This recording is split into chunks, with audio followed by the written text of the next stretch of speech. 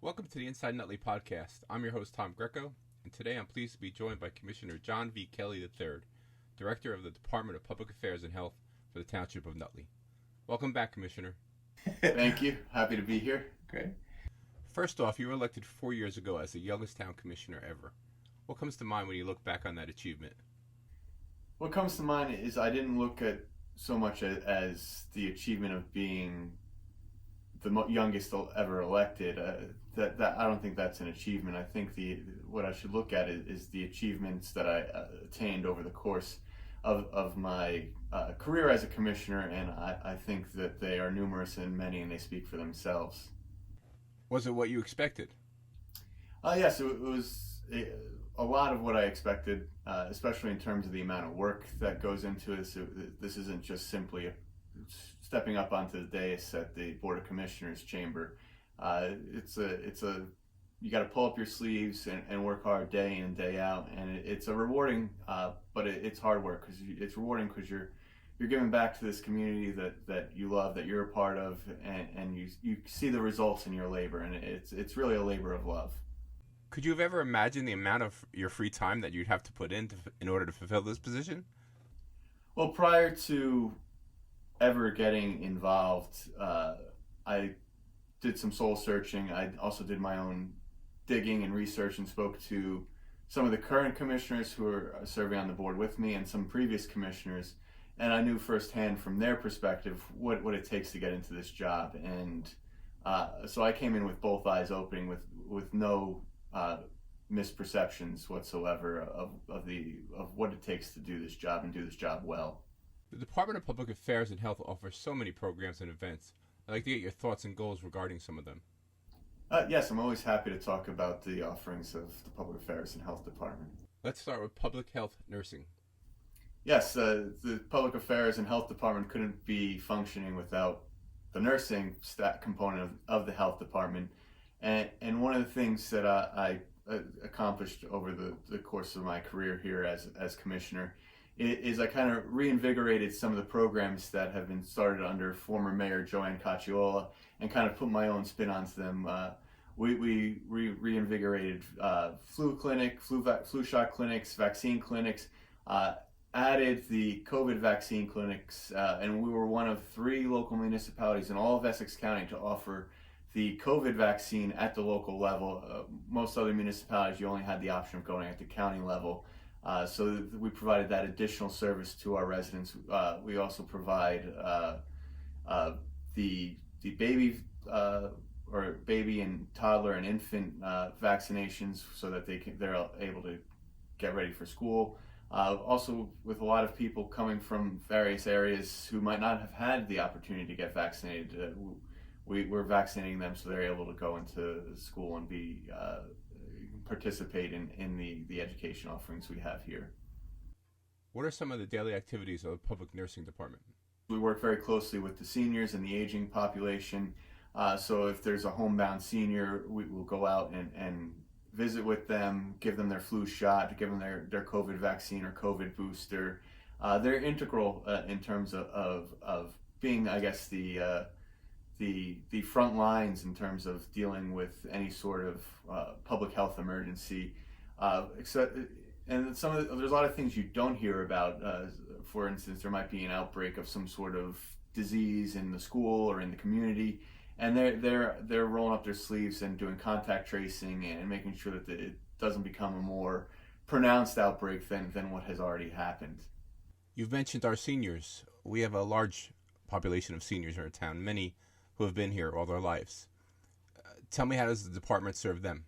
We help the seniors in through a number of ways. The first is we work closely with the senior buildings in town. We have a visiting nurse who goes there regularly, interacts with the seniors, checks in on their needs, what they need, whether that's physical health, mental health. We've also started a senior walking program where my whole office, including myself, will go out to the parks. We'll get coffee, donuts for the seniors, and we'll walk through the parks. We'll have a mobile speaker, and we're pumping music. So it's a fun time to get the seniors out, and so that they're not leading such a sedentary life. We're also looking at different vendors and organizations and activities for seniors to keep them involved, keep them active. We're also working with the Seniors Helping Seniors program, which is an initiative started under Mayor Cacciola, and we're reinvigorating it now.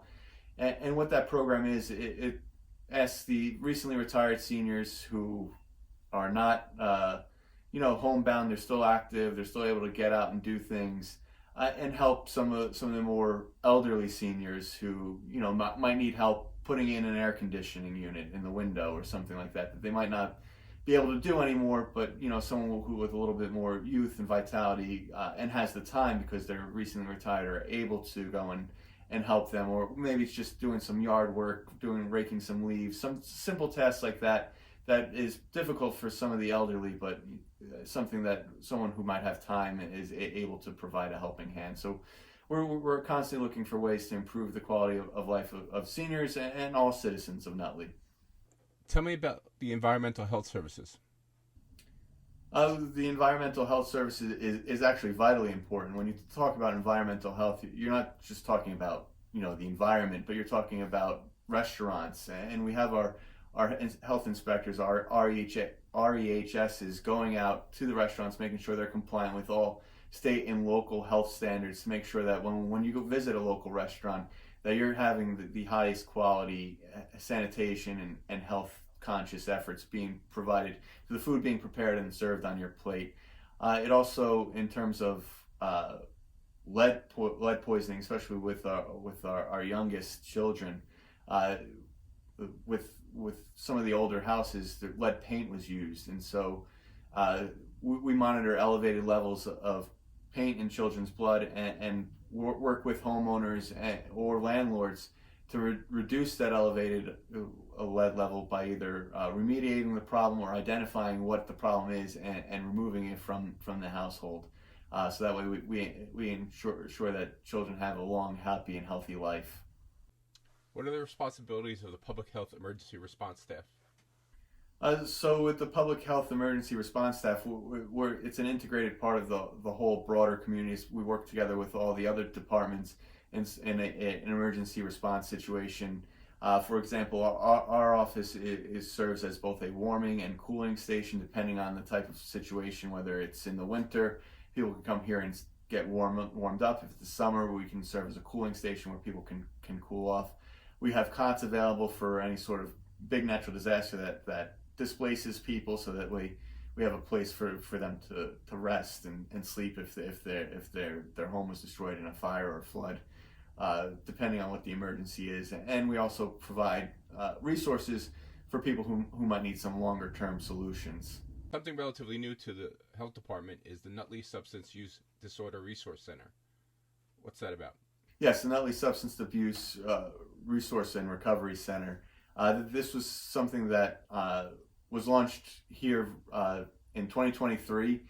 It was done in response to the recognition here that the opioid epidemic is an epidemic throughout the nation, throughout the world, and Nutley is of course not immune to that. And we wanted to do everything we can to put our best foot forward to make sure that we don't have a opioid or overdose death, or if we do, it's to the lowest and most limited extent possible, because no one wants to see that happen.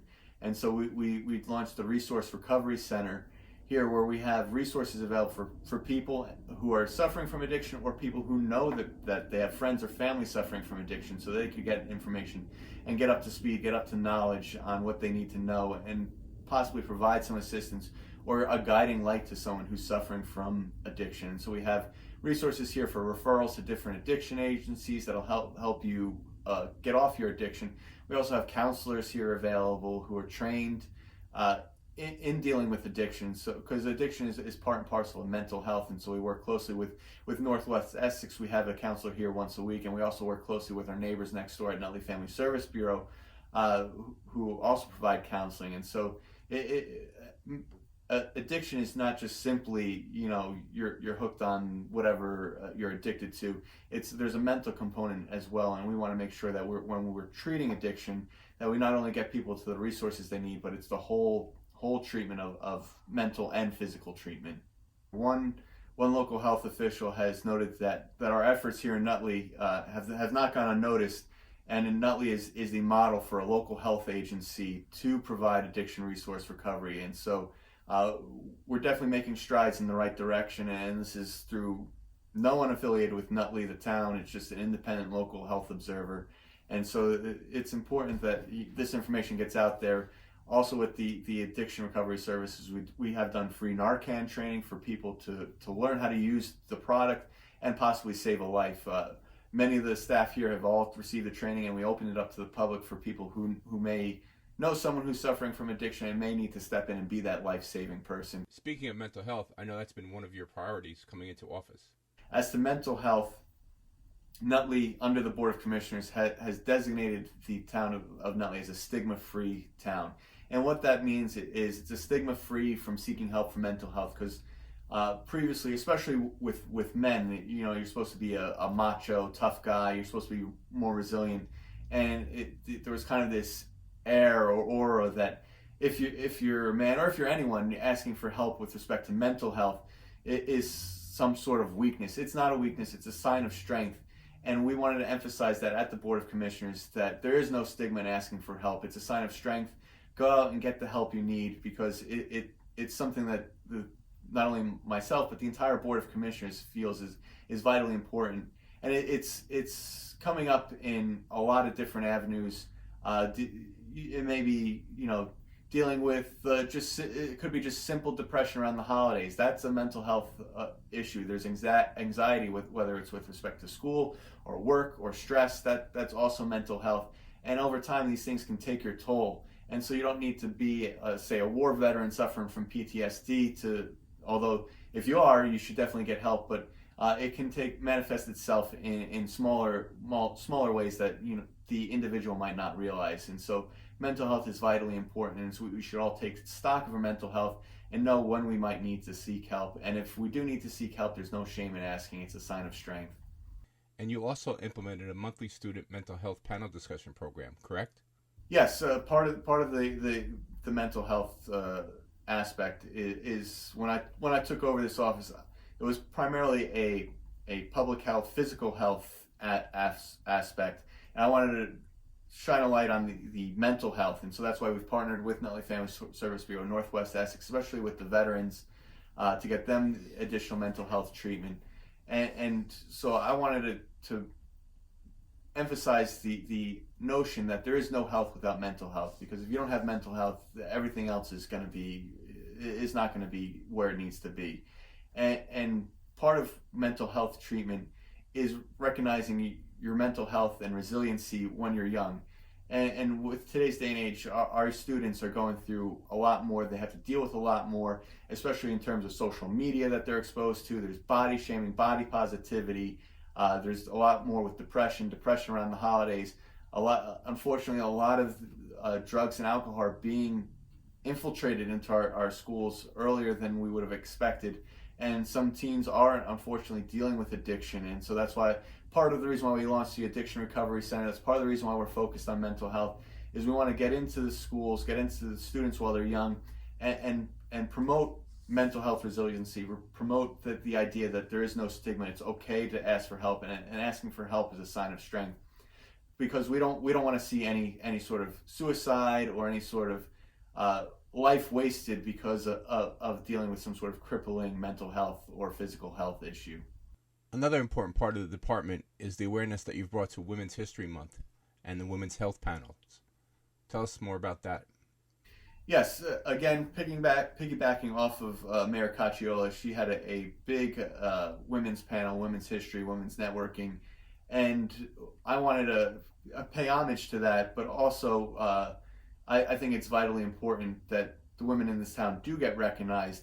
I mean, I'm the product of a very strong woman, my mother, and I have 5 sisters, no brothers, and so I've seen the trailblazing that they've had to gone through. I've also seen the struggles that they've gone through as women, especially in some of their careers, and I wanted to, create more of a welcoming, hospitable environment where women can come together and celebrate their successes, talk about their obstacles, and work together to overcome those obstacles. So in the month of March, piggybacking off of what Mayor Cacciola did, We have networking, we have sip and shops, showcasing women's businesses. We also focus on women's health because, like I said, this is the health department.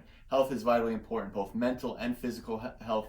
And so we really focus the whole month of March on doing different sorts of events for women, by women, and showcasing some of the great accomplishments of women in our community. Going through a lot of these programs and discussing them, I found that walking has a lot to do with a lot of the programs. Can you touch on that a little bit? We do a number of different health walks. Some of them might maybe be a little bit more disguised with a different type of theme, but every February we'll do a heart health walk. In March we'll do a Pi Mile or Pi K, Pi Walk, where we encourage people to go out and walk 3.14 miles. We do an event in the parks for that. In terms of Halloween, we do a spooky sprint, encouraging people to come out in costume, and we'll run around the parks and culminate in like a spooky celebration. And then on Veterans Day, we encourage people to come out to do a Veterans Day Ruck March. And if you're not familiar with a Ruck March, it's a soldier, Marine, sailor, airman task where, the fight, it doesn't always come to you. You got to go to the fight. You got to pack all your gear and bring it with you. And so a Ruck March is simply a walk in the park with a weighted rucksack or backpack. Our walks are about 5K. But they can be any distance, and it's to kind of celebrate the veterans who have sacrificed and made this nation what it is today, and as free of a nation as it is today. Kind of celebrate and kind of pay homage to their sacrifice and share with them and some of that pain that they endured through their sacrifice. And so we have a number of different health walks, health initiatives to make sure that people are staying healthy. And one of the best ways you could stay healthy is by walking. And we live in such a walk-friendly community. There's no reason why we can't be walking more. The department's Military and Veterans Affairs Division is outstanding. Tell us more about that. Yes, the Veterans and Military Affairs Bureau is something very special to me. I'm a veteran myself, and I wanted to build on what was already here. And we have succeeded in doing that. We bring home additional benefits in terms of disability benefits or what have you for veterans. We have trained counselors here to go through your records and see if there's any way you can be getting more benefits or you're entitled to more than what you're receiving. And we've over the years have accumulated over 6-7 figures in terms of additional benefits to our veterans. And this is open to any veteran. You don't have to be a veteran of Nutley. As long as you're a veteran, we're not going to turn you away. We want to help everyone. We also provide counseling services. We have a counselor come here one day a week to provide counseling services, and that's more of a gap filler for veterans who are suffering from PTSD or any other mental health issue, because the VA may not have enough space for them, or they're getting enough.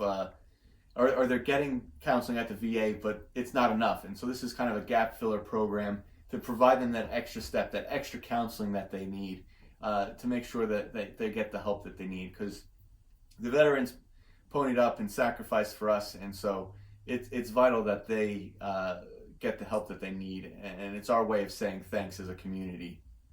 I think one of the least known parts of the health department is the animal control aspect of it. Yes. I make the joke sometime that the Public Affairs and Health Department is the land of misfit toys in the Nutley form of government. If it doesn't fit nicely into another department, it's going to probably be here. And so animal control is part of our department. We contract with the Bloomfield Animal Shelter, and they'll deal with various different animal control issues. We also offer a free rabies clinic to anyone who lives in town. It's offered every year in April, and through that people could get their cats, their dogs, their pets vaccinated, and also get them registered and licensed with the Revenue and Finance Department. And that's a free service we provide to our residents at no cost to them, and it's quite a sight to see. everyone line up with their cats, their dogs in line. It's interesting, and some of the pets make new friends along the way. I think one of the coolest events of the year was the Paws in the Park event. Tell me how that came about. Right. So we created a new event this year, or last year, I should say, called Paws in the Park. We realized quickly, though, that it would be better served. It was in the parking lot in conjunction with the farmers market. And it was a huge success. We had so many people come out with their furry friends, whether it's cat, dog. We had some other more exotic pets come by.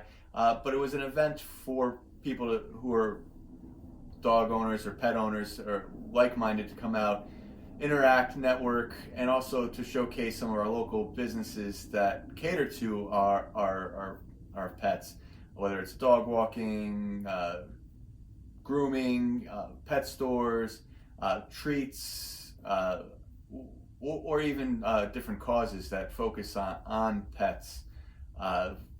They all came out. It was a great event. We had one of the local reverends do a blessing of the animals. It was a fun time for everyone, and it was a great day. And we had beautiful weather that day, and we're looking to do it again. Because it was so successful. We're looking to do it maybe twice a year, and we want to avoid the summer months because it's too hot for the animals. So we're looking for a spring and fall day. So we'll certainly have more information on that in the future.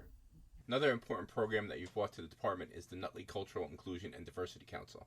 This is something I've taken from my experience with the Army. I'm an Army veteran, and the Army took time out of its day to recognize different cultures, different cultural celebrations, and that's important because in the Army it's one team, one fight, and so a lot of that transfers into civilian life because we're also one community, one fight. We all want to work together to make this community the best community possible, and so we have to also recognize that we are not a homogenous community, that we have different cultures, different identities, and that they should all be equally celebrated. And so this was a way to kind of take a pause out of our day and recognize one group is having a celebration or another group is having a celebration, and include everyone in that celebration, and be inclusive and recognize our diversity and celebrate it.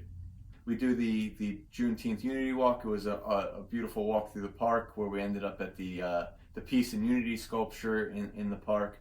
The Pride Month has been something that's been going on for a number of years now, and we recognize and celebrate and work closely with Nutley Pride, an organization that celebrates and advocates for the LGBTQ plus community. But we also celebrate different other events throughout the year: Black History Month, Holocaust Remembrance, Asian Pacific Islander Heritage Month, Columbus Day, Italian American Heritage Month, Irish American Heritage Month, Veterans, because one of the things people don't recognize or some might forget, that veterans is part of diversity, and they are a protected class as well. And also Hispanic Heritage Month as well. And I apologize if I'm forgetting any of these celebrations, but we have so many in town, and they're worth celebrating every one of them. But we make sure that we hit each and every one of them. Another hugely successful event, or events I should say, because you held it a couple of times this year, I think, were the Sip and Shop events. Yes, so based on our success with the Women's Sip and Shop event, say that 10 times fast, based on the success there where we showcased women-owned businesses in town, we wanted to expand that because at the end of the day, we want to help all of our local businesses. And so around the holidays, we had a local Sip and Shop event where it was open to all local vendors, and we had so much interest in it. We actually had to cut it off because it would have been too many vendors. So we'll look to do that periodically throughout the year, because we do want to make sure that, especially with the Amazons and the Walmarts, that sometimes our local businesses can be forgotten, but they are valuable to our community, and they're valuable to our success, and we're valuable to their success. So it's a symbiotic relationship that we need to make sure we nurture and cultivate and continue to grow. One of the programs that I got to observe personally this year was the Nutley Family Treasure Chest, which I thought was just an incredibly heartwarming experience, seeing the families come in and the looks on their faces. Um, Please speak to that a little bit. Yes, that is a Herculean task in and of itself, and it's run out of this office, but it couldn't be done without the support of so many in our community. The Nutley Park ShopRite, Proponent Federal Credit Union, just to name a few, and most importantly, each of our citizens who step up and donate, because it's a program designed for those in need in our community. And this year we had our biggest task yet, or I should say last year in 2023, we had our biggest task yet, where we had the largest number of over 465 families qualified for entry into the program. And it was a tall order. We were concerned whether we were going to be able to make it or not, but without surprise, the citizens of Nutley stepped up, donated. Nutley Park ShopRite donated a tremendous amount of gift cards, and we were able to give each family a number of gift cards so that they can go out and either shop on Amazon or Target and at ShopRite, to make sure that every child in Nutley has a very merry holiday, whether it's Christmas, Hanukkah, that no one has to go without around the holidays. And so we made sure that everyone had a happy holidays. Can you tell us a little bit about the mobile app that the health department has launched? Yes, we wanted to focus on bringing the health department, or the public affairs department, into the 21st century. So we did a number of things with respect to technology. One of them was the mobile app for the health department. It's another way of getting people out walking. We had different competitions. Who could be the biggest walker in town, through checking in the parks and walking and getting your steps in. It was a fun time for us to come together, and we're gonna use that and build on that in the future for different variety of different apps and events. And also we started using QR codes. And so if you notice at some of the local monuments, especially the veterans monuments, you go up to a monument and you'll see a gold star with a QR code in it. If you scan the QR code, it'll take you to a web page where you can learn more about the veterans who actually fought in those conflicts. We have World War I up, World War II, the Revolutionary War, and you can learn about these Nutley heroes who put everything on the line for this country and sacrificed to go out and fight for our freedoms. And it goes down to the individual level, and it's make sure we honor our history, but we honor our veterans. And so we're looking to expand that to throughout the town. What would you say has been the biggest challenge of being the commissioner of this department? So one of the biggest challenges has been cognizant of the trust and faith that the taxpayers have placed in me, and in so doing, it is working with the budget and making sure that we're constantly coming in as low as possible that we can. Especially, this is, people might not realize, but this is is a large budget, in part because the garbage contract for every home, every residency in town has their garbage collected through this office, and it's not collected once a week, it's collected twice a week. And I've heard from a lot of people that outside the town that they're shocked when I tell them we have twice a week pickup, because some people have once a week pickup, if they have pickup at all. Some people have to drive their garbage to the dump themselves. And so there's a big expense associated with that. And so I'm hyper focused on and cognizant of that expense. And I want to make sure that the taxpayers get the best bang for their buck. And over the last 4 years, I have reduced our budget, my portion of the municipal budget, every single year, with the exception of 2021, which it only went up by $50,000, which in the grand scheme of a multi-million-dollar budget, it's a rounding error. And it only went up because we were dealing with the emergency that was created by COVID, and we had to account for overtime hours and other emergent costs that were associated with the COVID pandemic that year, and that those costs went away in subsequent years. And so that's definitely something that has been one of my biggest challenges, but it's also one of the things I'm most proud of. Okay, let's switch gears a little bit. I asked this of all the commissioners. In your opinion, what are the town's biggest challenges? I think that the town's biggest issues is redevelopment.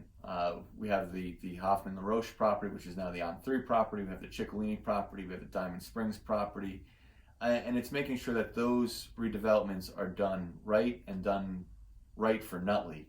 We don't want a developer coming in and telling us how they're going to redevelop the community.